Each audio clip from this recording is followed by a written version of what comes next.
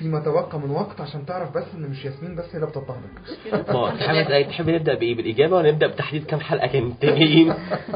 نمرة 7 الاول في الاساطير. بالظبط كده، احنا هنبدا بالاسطوره السبعه.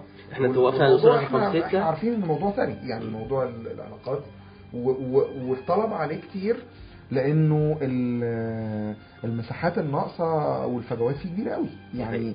يعني في مقابل انك مثلا انا كل ما اركب معاك العربيه الاقي عندك 5-6 كتب ورا، اللي كل واحد بيألف كتب، وواحد بيتصور المشكله بشكل مختلف، واحد بيجيب جزئيه صغيره يبقى فيه اكتر من رؤيه قد كده. الطريقه عندهم هناك في انه الافكار دي بتكتر والناس بتقرا الكتب دي وبتتعامل معاها. احنا لسه بنقول يا هادي في الموضوع ده، فده يفسر التساؤلات الكتير. انا قبل بس ما اقول الاسطوره السبعه يا احمد، حابب ان انا افكر بالاسطوره الثالثه والرابعه عشان اقول السبعه عشان ما يحصلش لبس. الاسطوره الثالثه احنا قلنا هي رغبه المراه تسعى لخلق الرجل. الخلق الرجل او التحكم في الرجل دي رابعه. المراه تسعى لخلق الرجل او التحكم في الرجل. المراه الرابعه المراه تسعى الى تحكم امتلاك الرجل. الاسطوره السبعه المراه تسعى إلى سلب حرية الرجل. والفرق ما بين رقم 7 و3 إن أنت ممكن أن أتحكم فيك بس أتحكم في الإطار اللي أنا عايزاه. الأسطورة الرابعة إن أنا بمتلكك بس بمتلكك في الحاجات اللي أنا عايزاها. الأسطورة السبعة المقصود بيها إن أنا باخد كل حريتك بلا استثناء.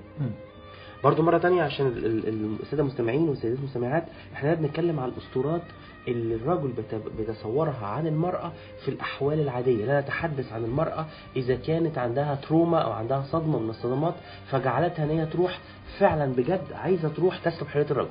أنا أحد الناس بأزعم أن هذه الحالات إن وجدت فهي حالات شاذة ونادرة وليست الأصل الذي يقاس عليه. ومن الحالات الشاذة بنعرف الأصل. تمام.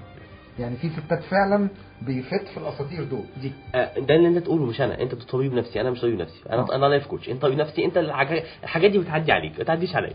الحمد لله قوي. بس موضوع الاساطير ده اصلا محتاجه دراسه اعمق. بس هي يعني كل كلامنا واعتقد ده في اطار زي ما كانت ياسمين بتعبر دلوقتي ان احنا لسه بتقول بنحمي ان احنا لو حطينا لاند ماركس، لو حطينا محددات معالم كده وبدايات، اعتقد ان ده يبقى كبدايات يبقى كويس. انه على الاقل في 7 حاجات ممكن يكونوا صح ممكن ما يكونوش صح، بس ال7 حاجات دول 7 مساحات جديرين بالنظر. زي ما قلنا 9 محددات او 9 خطوط المرة اللي فاتت، ال9 جديرين بالنظر، يعني نقاط جديرة بالنظر. طيب الآن هل تريدنا أن نذهب إلى أن نفند هذه الخرافات بما يقابلها من حقائق أم نشرع في الرد على الأخ راشد؟ هو راشد موضوع ما هو الزواج الناجح ده بيتهيألي موضوع حلقة أخرى أعتقد. حلقات 3 حلقات على الأقل. الأولاني السؤال الأولاني لراشد. السؤال الأولاني هو في الحقيقة هو هنا ليه 5 أسئلة. السؤال الأولاني لماذا تحب المرأة أن تحافظ على موضوع بارتنر؟ هذا التحفظ أنا أستطيع أن يعني أستوعب من هو يعني جاي منين. لكن في الحقيقة إذا جاز لي التعبير على كلمة بارتنر في هذا السياق اللي احنا بنتكلم عليه، لأن النهاردة بزيادة معدل عدم الزواج، أنا بحبش جدا لفظة العنوسة يعني عن نفسي شخصيا، بزيادة معدل عدم الزواج. فالنهاردة الطفل أو الابن بالنسبة للأم بيبقى بالنسبه لها بارتنر، بالنسبه لها شريك. انا بتكلم على الواقع، ما بتكلمش على التصنيف اللغوي، لان انا فاهم كويس جدا الاخ راشد جاي منين. وكلمه بارتنر جايه من سياق ثقافي معين، فهو بيعترض على هذا السياق وانا استطيع ان استوعب ذلك. لكن انا بتكلم على كلمه بارتنر من الواقع اللي بيحصل. زياده عدد السيدات المطلقات الغير متزوجات، زياده عدد السيدات اللي بنقول عليهم سنجل ماذرز اللي عندهم اطفال، زياده عدد الاخوات اللي عايشين في بيوتهم مع اخواتهم الاولاد علشان ولا ده متجوز ولا دي متجوزه. دول بالنسبه لهم بارتنر، بيبقوا الشركاء في مسيرة حياة. تمام. انا اقدر بهذا المعنى. انا اعتقد ان انا واعتقد الى حد كبير يعني ياسمين برضو بتقصد كان دايما تنصرف في الذهن. عادة لو بنتكلم على بارتنر بنتكلم على لايف بارتنر. واللايف بارتنر عمره ما بيكون حد في اطار علاقة غير شرعية. عادة لايف بارتنر هو البني ادم اللي انت هتعيش معاه حياتك كلها وهتخلف منه وهتعمل كذا تعمل كذا. ده بيكون تحت يعني حتى مسمى بره ما بيتكلمش على لايف بارتنر ان هم هيعيشوا مع بعض. بيتكلموا لايف بارتنر معناها البني ادم ادم اللي انا عايزه اتجوزه او البني ادم اللي انا عايزه اتجوزه. لكن كل واحد حر انه ياخد معنى اي كلمه بالطريقه اللي هو عايزها. تمام. فاول سؤال لراشد، الاخ راشد، لماذا تحب المرأة ان يجيء التغيير من الغير؟ ليه التغيير ما بيجيش؟ اقول لكم على حاجه، ما احنا المفروض ناخد الاسئله بتاعت الاستاذ راشد ونعملها في حلقه الرجاله عايزين ايه، عشان هو راجل. فكره. بس لان عشان نعرف نرد عليه باسهاب، لان هو سامبل للرجال والاسئله بتاعته تعبر عن ما يريده الرجال. طيب هو في كل الاحوال السؤال ما هي يعني مواصفات الزواج الناجح، السؤال اللي احنا مش هنجاوب عليه النهارده هو سؤال محايد مش رجالي او ستاتي. بس انت كنتي عاوزه تقولي انه هو بيتكلم في حته التجديد وبيتكلم برضو انه ده عند الرجاله وعند الستات. ليه بيبقى اذا الراجل عنده طموح للتجديد او الست عندها طموح للتجديد ليه مستني المبادره تكون من التاني؟ بالتالي دي ممكن تجاوب في سطر يعني. هو في الحقيقه لفت نظري حاجه واحنا لمسناها المره اللي فاتت، ان على دور المجتمع ولمسناها على دور ال ال ال ال ال ال الوضع في البلاد المجاوره لمصر. يعني هو ضرب مثال بمسلسل المرايا او مسلسل المرايا. برضو مره ثانيه في الحديث الجزئيه ان ثقافه المدنيه تختلف تماما عن ثقافه السجن والحرب والبلاء. النهارده لما اجي انا عشان اقدر اتعامل مع حته ان المراه بترغب في التجديد، ما ينفعش اروح اكبت المراه وان انا اجيب لها معزه وخروفين يعيشوا معاها جوه الشقه او جوه الاوضه اللي قاعده فيها عشان تحس بالنعمه اللي كانت عايشه فيها قبل كده. فلما يجي هو يطلع المعزه والخروفين من الشقه، احمدك يا رب ان انا خلاص بقى عندي حاجه كويسه. الفكر هذا الفكر اذا كان في حتت ما فيهاش معيز اصلا جيب الجيران بقى مشكله، هتجيب بقره منين؟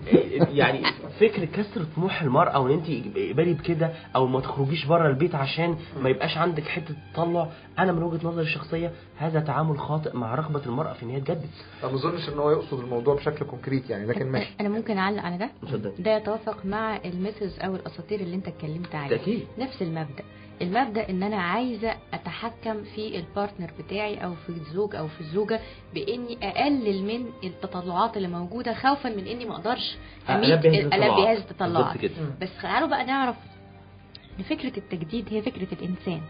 ربنا سبحانه وتعالى لما خلق البني ادم ما خلقوش يقنع باللي عنده، بدليل ان البني ادم لما نزل على الارض ما كانش عنده حاجه ابدا، لكن عمل بيت وعمل هدوم وعمل جزم وعمل طيارات وعمل حاجات كتيره جدا جدا. لو كان بيقنع وبعدين هو ما عملش الحاجات دي وانتهت، يعني مش القطر اللي اتعمل من اول ما عملوا القطارات هو بتاع النهارده، ولا الطياره ولا اي اختراع. انت الموبايل النهارده بتاعنا كل سنه الناس بتغيره عشان عايزه حاجه اجدد.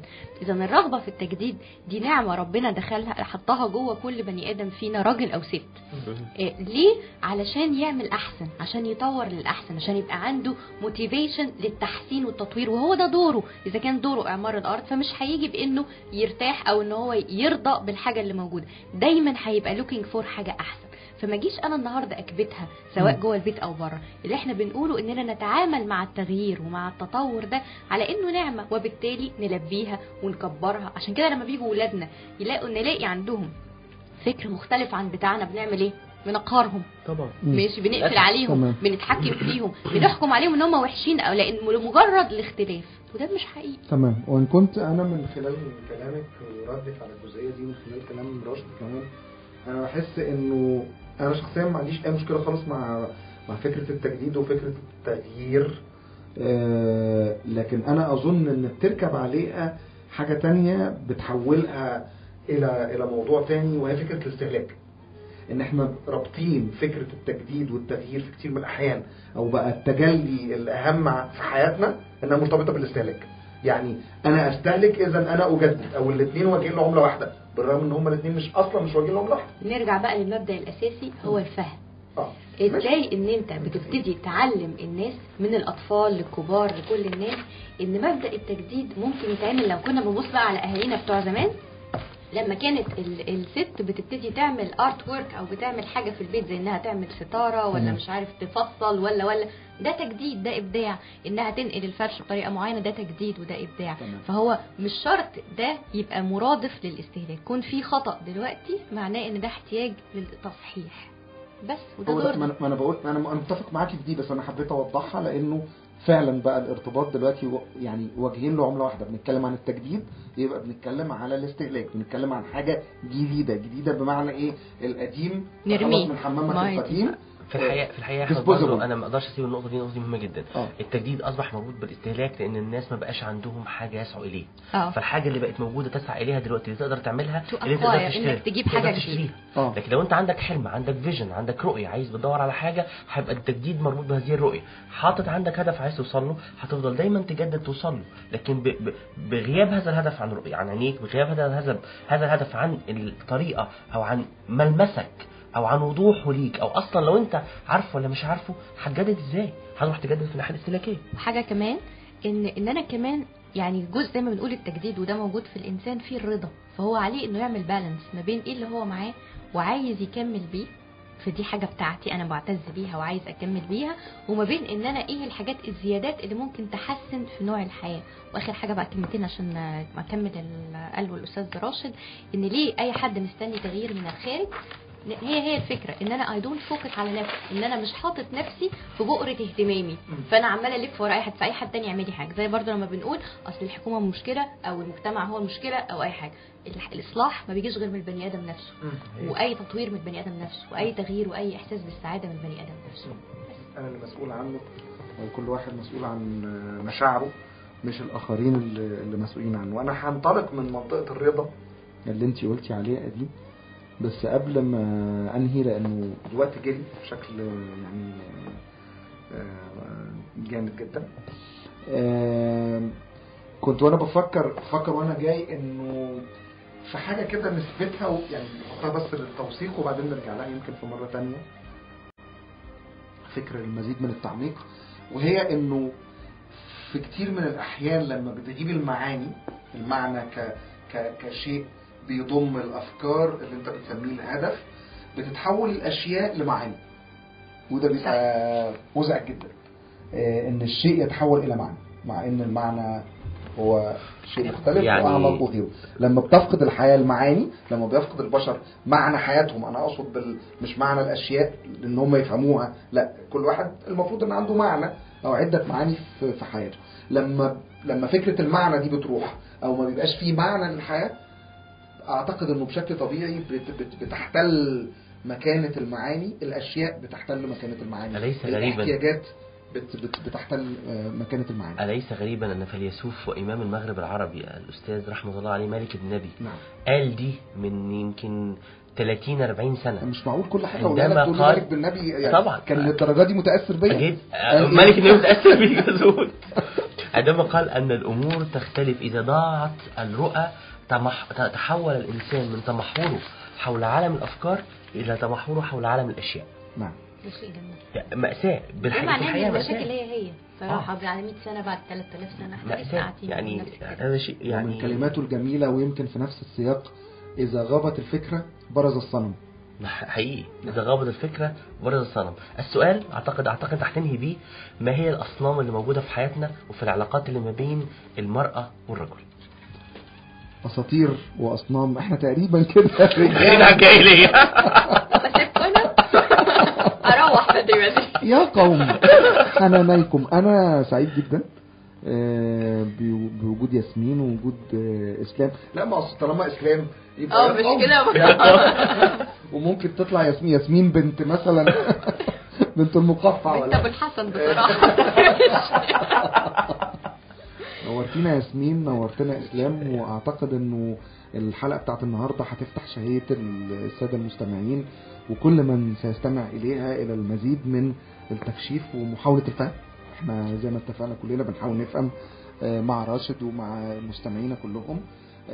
بشكركم على تشريفي في حلقة فش غلك، وبتمنى ان احنا نتقابل. وانا دايما زي ما بقول في ختام كل حلقة انه الكلام فعلا ما بينتهيش، احنا بنحاول نفهم وبنحاول نتبادل الآراء والأفكار، بس النهاردة للأسف خلص الكلام. السلام عليكم. عليكم السلام.